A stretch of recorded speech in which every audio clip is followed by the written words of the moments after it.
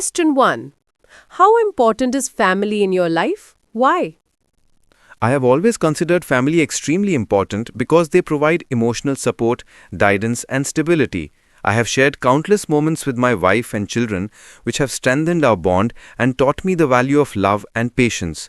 When I was younger, I depended heavily on my parents for advice and encouragement, and even now, I consult them when making important decisions.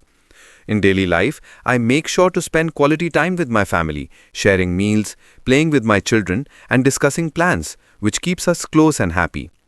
In the future, I will continue prioritizing family by maintaining strong communication, celebrating milestones together, and creating a nurturing environment for my children to grow up confident and caring.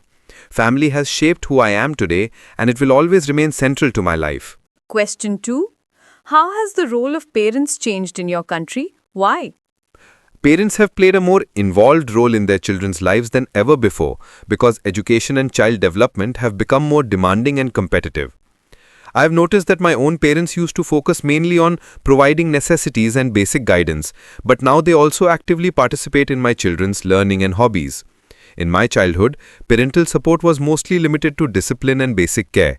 But today, parents attend school meetings, extracurricular events, and even guide career choices. Currently, I also try to balance work and parenting by being attentive and responsive to my children's needs. In the future, I believe parents will increasingly adopt modern tools like educational apps and technology to support children's growth while teaching them values, which makes parenting both more challenging and rewarding. Question 4. Do you think children today have more pressure than before? Why? Children today have faced more pressure than in the past due to increased competition in academics and extracurricular activities. I have observed that my niece and nephew often spend long hours preparing for exams or coaching classes, which is very different from my carefree childhood.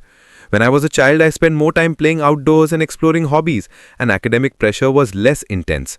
Currently, even my own children are beginning to experience structured routines, though I try to balance them with playful and relaxing activities. In the future, I anticipate that this pressure will continue to grow, so it will be essential for parents like me to help children manage stress, maintain mental health, and enjoy learning without fear or exhaustion. Question 5. How do families spend time together in your country? Why?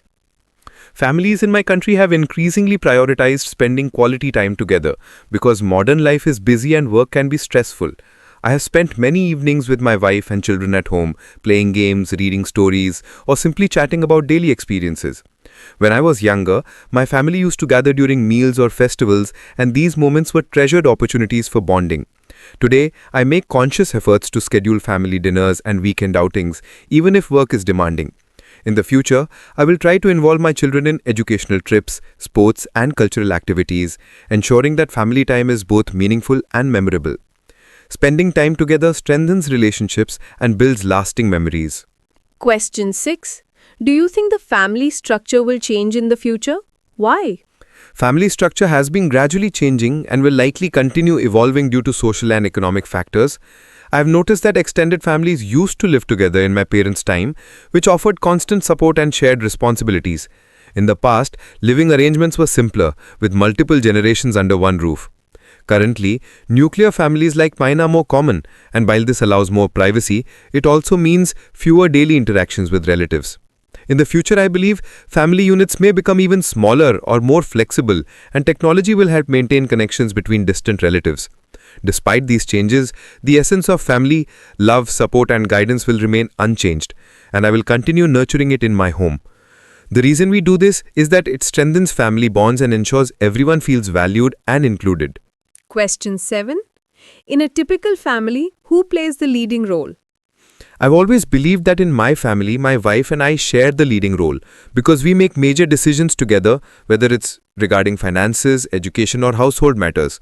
When I was growing up, my father usually took the lead, providing guidance and setting rules, while my mother managed daily routines and cared for everyone.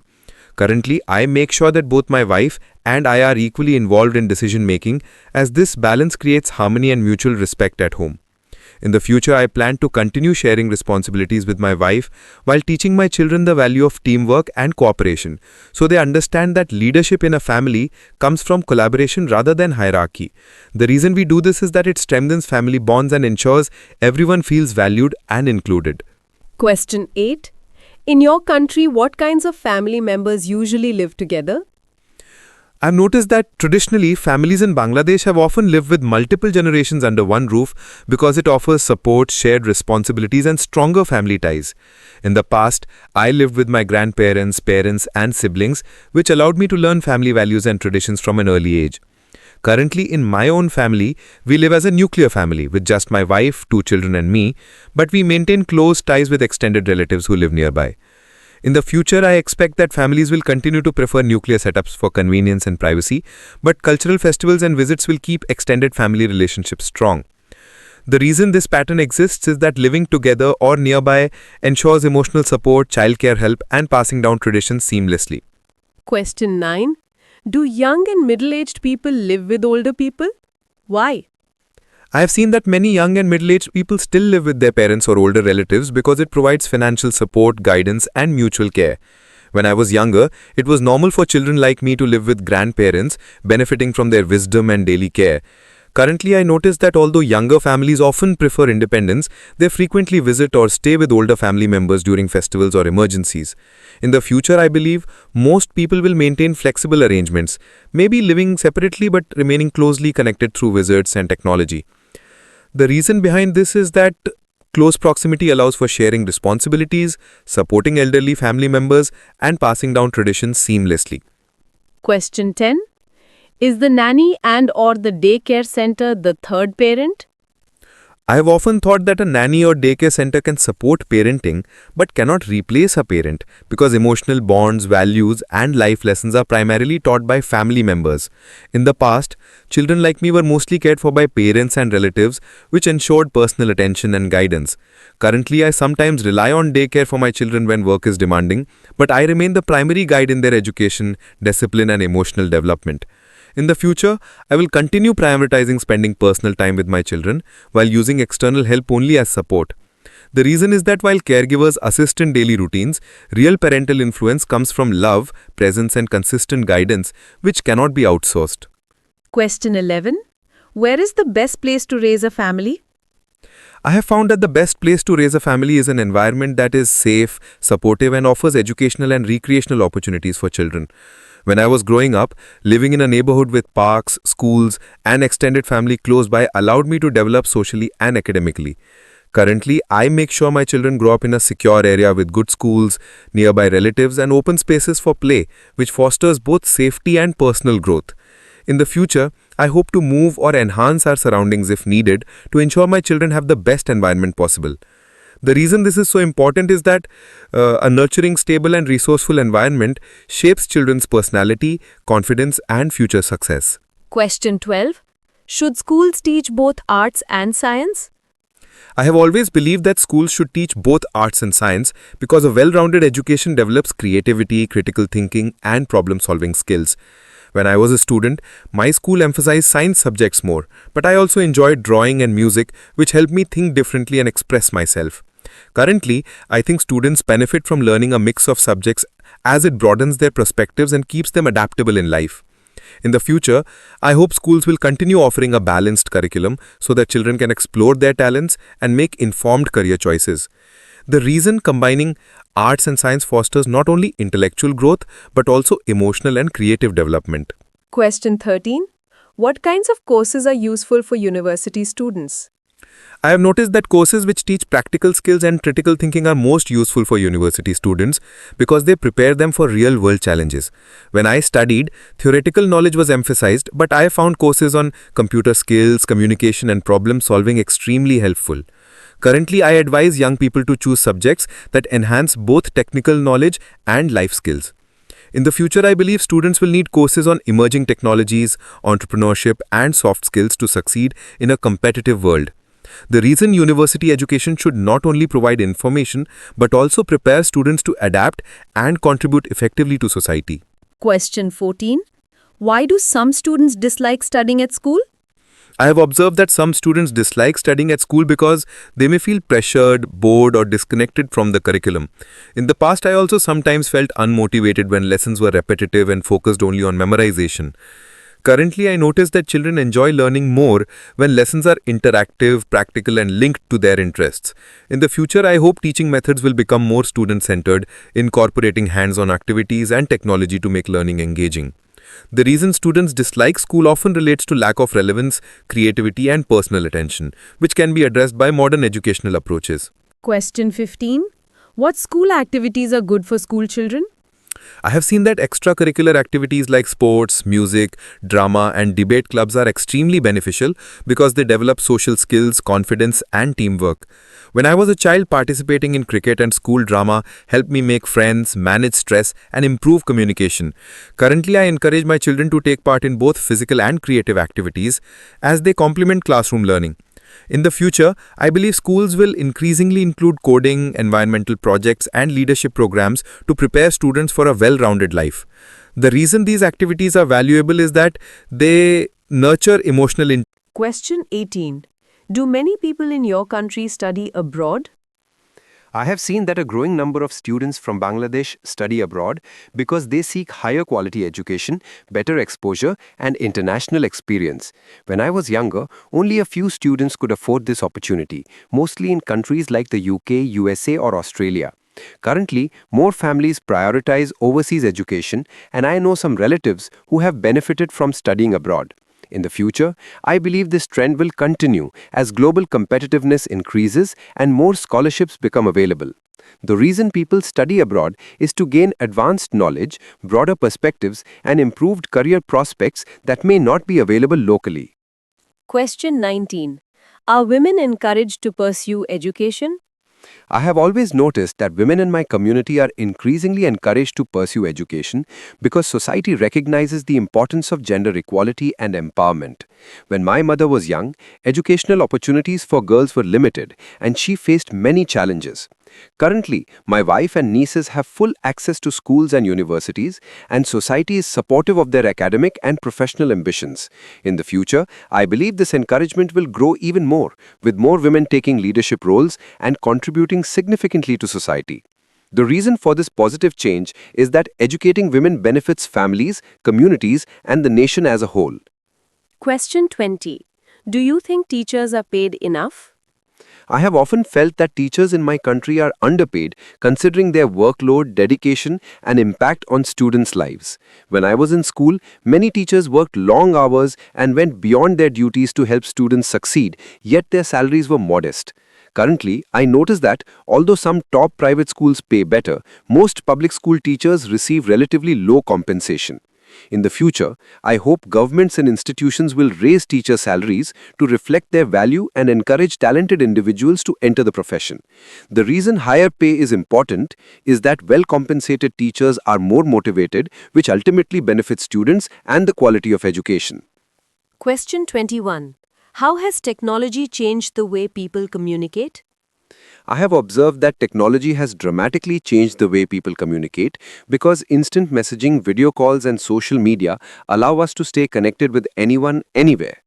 When I was younger, communication relied mainly on letters, landline phones, and face-to-face meetings, which took more time and effort.